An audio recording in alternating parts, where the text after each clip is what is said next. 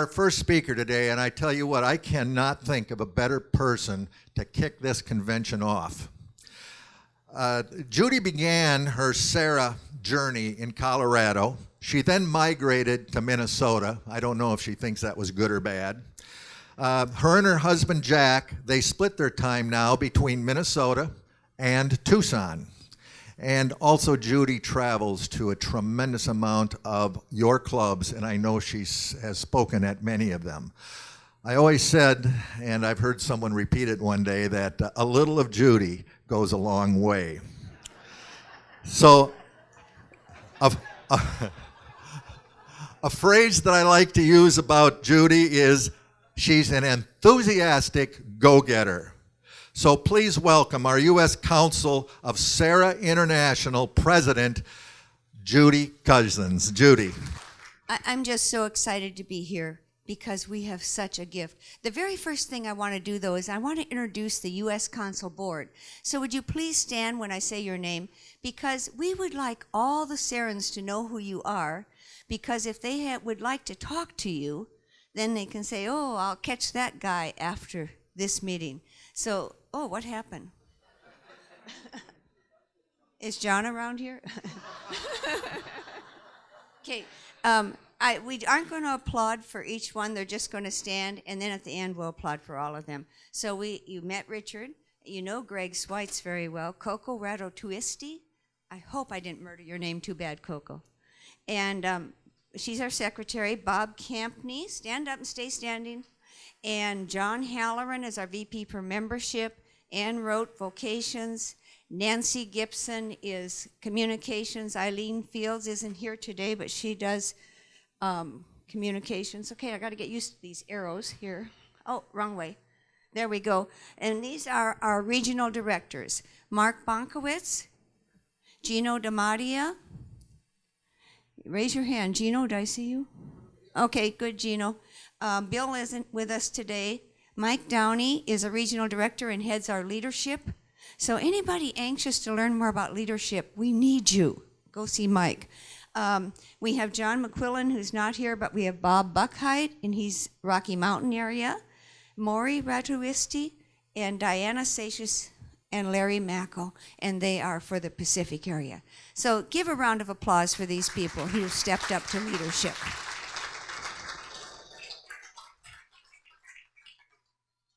Okay. You know, fellow Serrans, we're here and we have a chance to have a great gift. Our gift of time together. I want you to think about this. It's a great gift. You know, we're all on a journey together, and on that journey is to heaven. And I want to see my Serra friends when I get there, and we're going to go on that journey together. So pick each other's brains a little bit. Find out what another Serran's doing to grow in holiness. I always think about the fact that, ooh, let me see, escape, will that take it away? Oh, it did. Good. Okay. You know, we have good news as we work to grow in holiness together. It's just wonderful. We really are working to increase the culture of vocations in our beautiful church. You know, one of the good things that's been happening with Serra is we're making super friendships with the United States Council of Catholic Bishops, the NCDVD, the National Council Diocesan Vocation Directors, and with Focus, a new alliance with Focus I'm going to be talking about. One of my favorite quotes is from St. John Henry Newman. And just look at this a minute. God has created me to do him some definite service. He's committed some work to me which he has not committed to another. I have my mission. You know, you're not in this room by accident. God has put this ministry on your heart. And I think we actually have some brand new Serrans. Who's a first-time attendee at a conference? If you're a first-time attendee, can you stand up? Stand up. Let's welcome them. Thank you. Thank you. Okay. Make certain you greet those first-time attendees and let them know what they're going to learn in New Orleans. I want you to think about it. Serra is the work that the Lord has committed to you. People ask me why I'm a Serran. And you know, I know many Catholics that are concerned about vocations. And the question I ask them is, what are you doing about it? I can answer that. I'm a Serran. I'm doing something about it. So challenge your friends.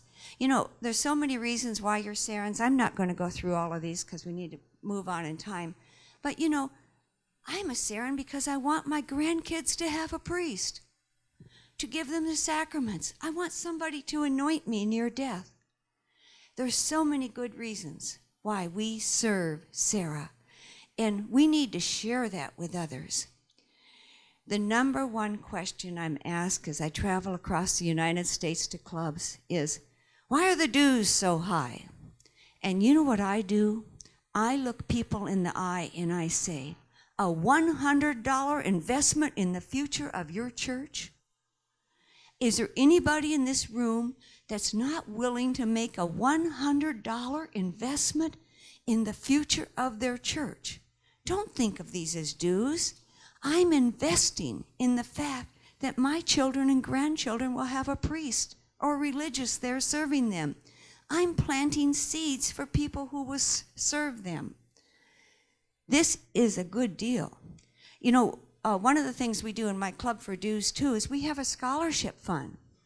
And that scholarship fund is given to people who want to be active and really can't afford it.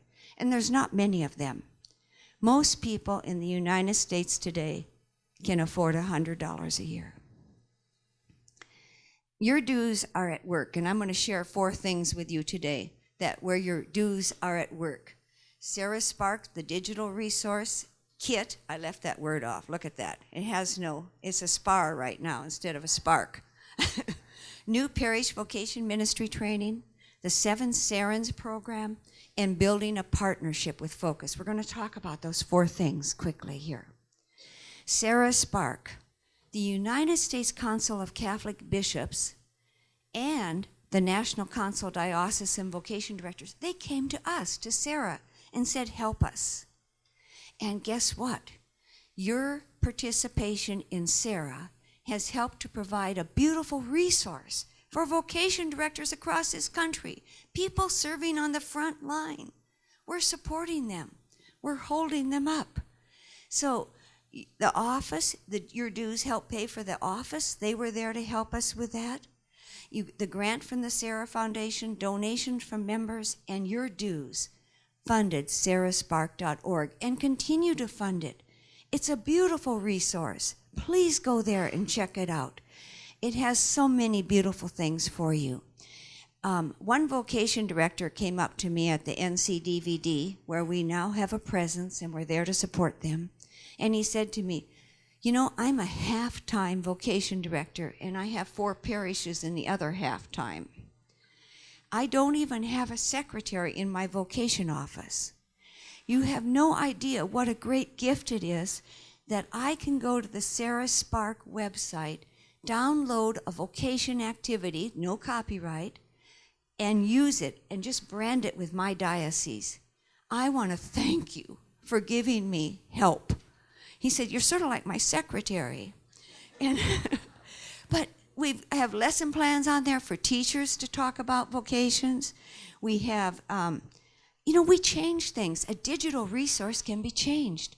People said to me, we want a Spanish resource for the Traveling Chalice program.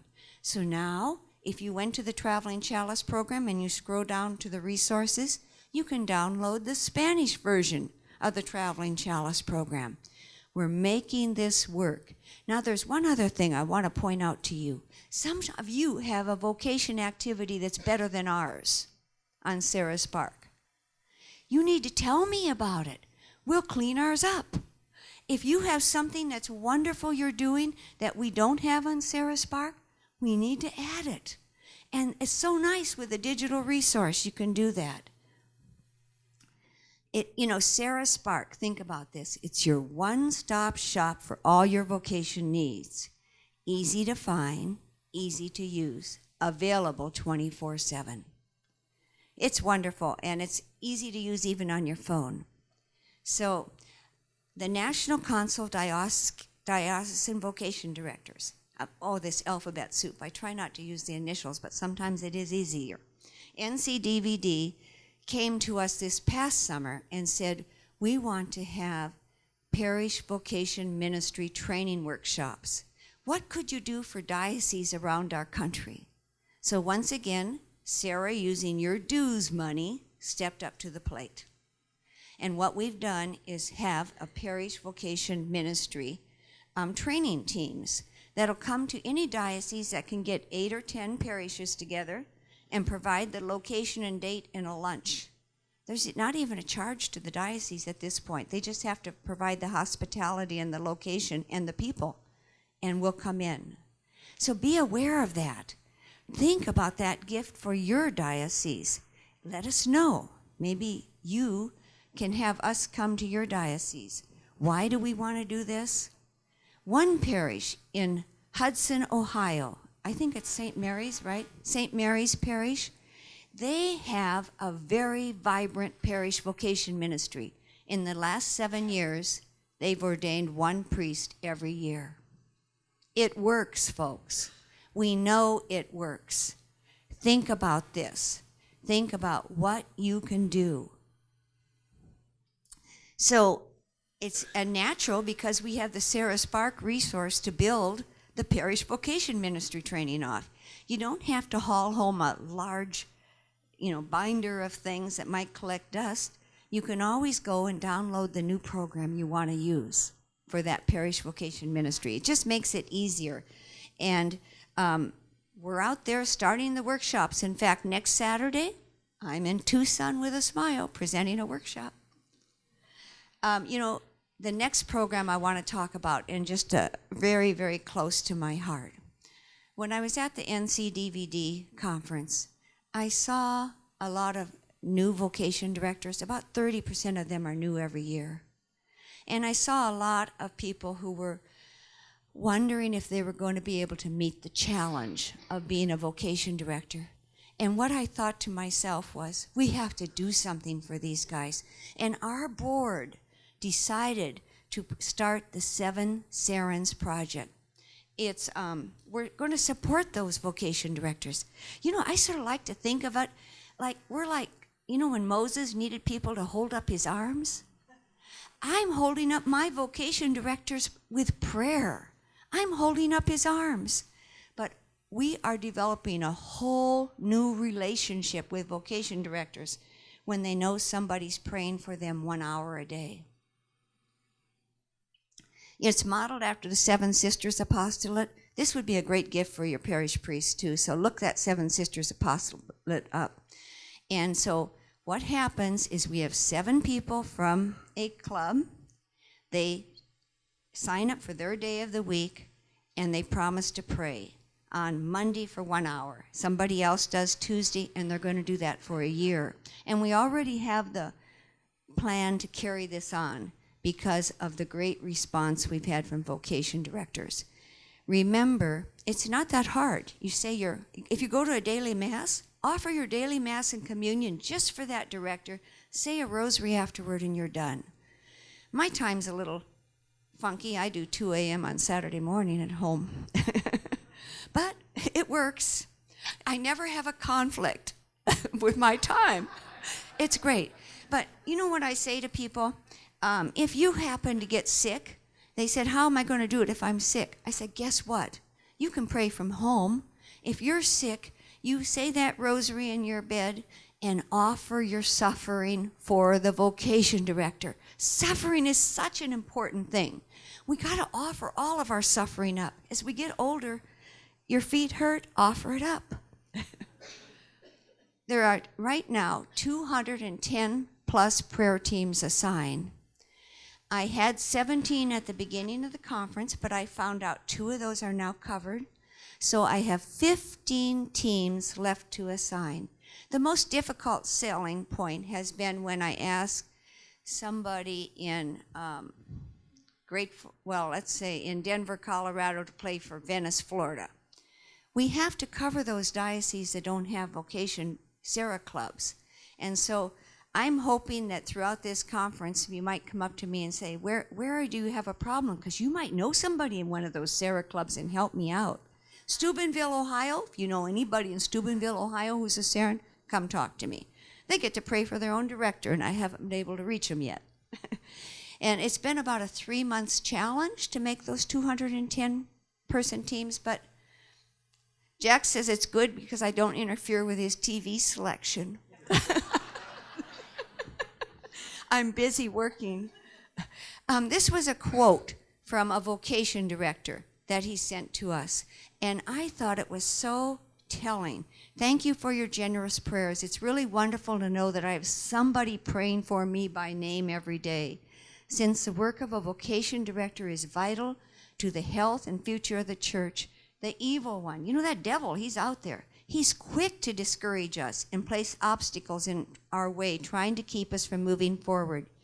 Your prayers help remove those obstacles and give us the grace to move forward. And at the conference, one very young, new vocation director came over and said to me, boy, I've been feeling pretty nervous about this new job, but the fact that somebody's going to be praying for me, I can do it. Okay, the next thing, I don't want to take Monsignor Shea's time because he's so great. Interesting, we must move ahead always. And Serra we have these 3 wonderful programs that your dues are paying for, but now we have a 4th one that's wonderful too, and it's Focus. I hope that's not my phone. I turned it off. Bishop Andrew said only once has his phone rang during Mass. There are 5,000 seminarians in the United States right now, and 500 of them were former Focus missionaries. That is how well formed Focus is when they send those missionaries to our seminary. When they interviewed the seminarians that were in our seminaries, it was either 30 or 35%. I just used 30 because I always like to be less rather than more. But 30 or 35% that were influenced by Focus. So like some of those guys had been in a Focus Bible study, or they had a spiritual director through Focus. Focus is doing great things. And you know what? There's 30,000 more. 30,000 alumni around the United States from Focus. They love the church. They're well-formed. They're married and raising large families. It's wonderful.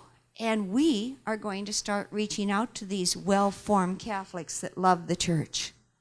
So what we're going to do is we've contacted the alumni coordinator for Focus. And he has these 30,000 in his data bank, and he likes to have events for them. So when we go to New Orleans, there's going to be an alumni event for Focus. And we're going to invite all of the alumni within a couple 100 miles of that event. And we're going to host them, wine and cheese and the whole business. And we're going to, at the end, give a little commercial for Serra. With these people, we don't have to beat them on the head because they already have a great love for vocations and are concerned with the number of priests and religious going forward. I have a granddaughter who serves on Focus, and it's been a blessing to the family. She is, when we come home, she just helps lead the whole family in prayer and everything. It's just, she's so well formed. Why be a Serran? We are going to change the future of our church. We're you and you and you and you. I may not see the tree that grows from the seed I've planted, but I know it's going to grow. And we cannot let down. When the times are rough, the tough get going. I met I know one young priest, and shortly after he was ordained, the bishop who ordained him resigned. And it was a few days, and I remember talking to Father Kyle about this. And I said to him, is this upsetting to you? And he looked at me and he said, Judy, The young men who want to be priests today know that we are soldiers on the front line. We're here for the long battle, and we're here to fight. And he said, it doesn't bother me at all, because St. Peter was reaching down from heaven to ordain me. These young men, though, do need our support, every one of those vocations. When I start my rosary each day, the Hail Marys for faith, hope, and charity, I pray for a person struggling with a religious vocation. Support them. Lift them up in prayer. As a Serran, I don't like that word dues. Your investment in the future of our church is so important.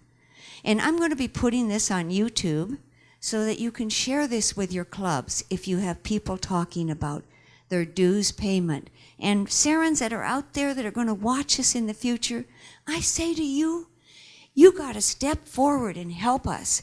We are changing the future of our church, and we need your help, and we need your small investment in your children and grandchildren having priests to serve them. Now, when you leave this meeting, I'd like you to check out the 4 things I've talked about today. Check out Serra Spark. Investigate the Parish Vocation Ministry Program. You're going to hear more about that coming up from Ann Rote. And I would just like to compliment Ann Rote and Richard Arians, because they worked very hard on putting that Parish Vocation Ministry training together. Things don't happen by accident. And I want you to check out if your club is praying for a vocation director, and if they're not, come and see me. I have the perfect vocation director for your club. And you know, it sort of works that way. I know Richard's club is praying for Peoria. They're not from his club. And they've sort of developed a relationship now with that vocation director. I have had other people tell me, we're all receiving beautiful notes from our vocation director. Send them a card and let them know you're praying for them. And then, of course, we need to work to connect Focus and Serra together. Serra is our mission. It's our way of saying yes to the Lord. The religious vocations we support and promote may be the ones that serve our children and grandchildren. So thank you for being involved as a Serran. May God bless you.